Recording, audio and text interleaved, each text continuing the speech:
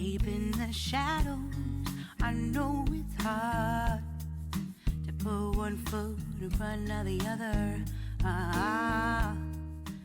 Hi guys, CeeChronicles here. Welcome and welcome back to my YouTube channel. If you're new here, I post fragrance related content and would very much appreciate it if you did decide to join this family by subscribing. To those who are already subscribed, thank you so much for the continued support. This is going to be a video on my take on the House of Paris Corner, the experience on the fragrances that I've used before, and of course the ones that they are dropping on the market. If you have noticed, Paris Corner has been throwing adverts there for new releases, so we are to expect a lot from the House of Paris Corner. And what I'm going to do with this video is I'm going to tell you my expectations, guys, based off some of the note pyramids of the fragrances that are upcoming or actually just been launched, and possibly what you are to expect. But please take note that I haven't sniffed some of these fragrances. It's just based off my experience and of course some of the note structures that strike a chord there when you see them. The very first one I would very much want to add in my collection from the new collection of Paris Corner is that Vox Patisserie.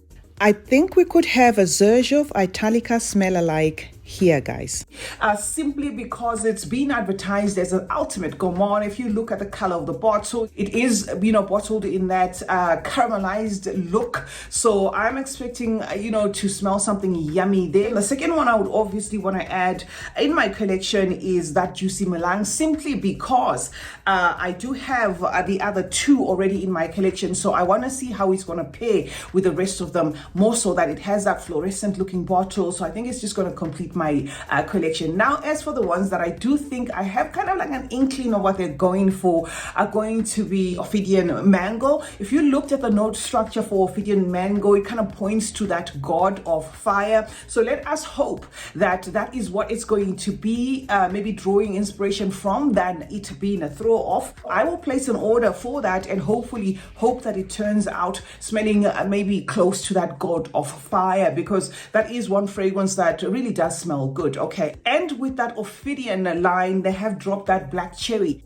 That one I cannot say what it's drawing inspiration from, if it is an inspiration, but I'm just crossing my fingers that it doesn't draw inspiration from, say, Cherry Smoke by Tom Ford and stuff like that. But however, if it does, I love cherry, so I'm going to live with that. The next fragrance that I would love to purchase from the new collection is that Cosmopolitan Dubai.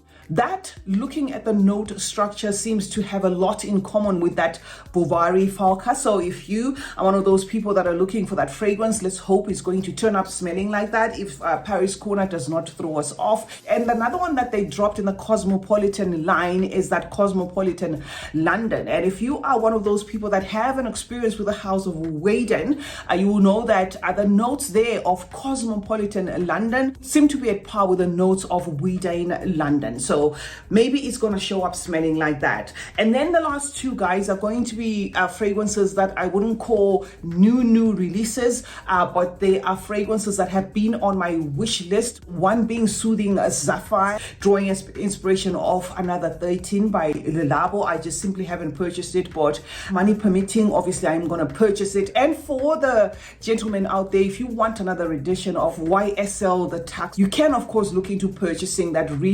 Fakat Adorn. Okay, so that is what I have to say about the new releases. My expectations, we'll see obviously when I get them physically whether my guesses are right or what. This is why I said this is not tentative. This is just based on me being a fragrance reviewer, my experience with the House of Paris Corner, and what to look out for. Now, having said that, guys, I thought to make this a two-part video, where the second part now is going to be that of me giving you a summary of the experience that I've had with some of the fragrances from the House of Paris Corner, and some of the regrets, some of the ones I would recommend, and some of the ones I wish I'd actually bought in place of the other.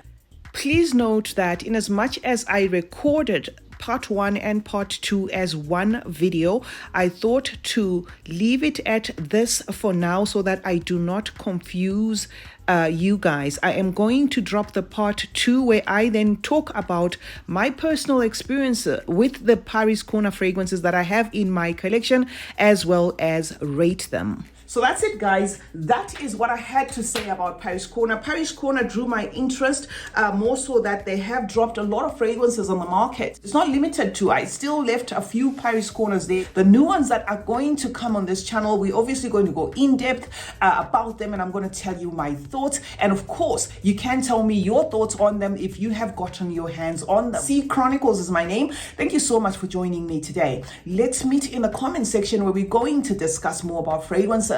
Remember to turn on post notifications, guys. That way you're going to be notified anytime I upload a video. Like and share this one, and remember that smelling good is a form of good manners. Cheers.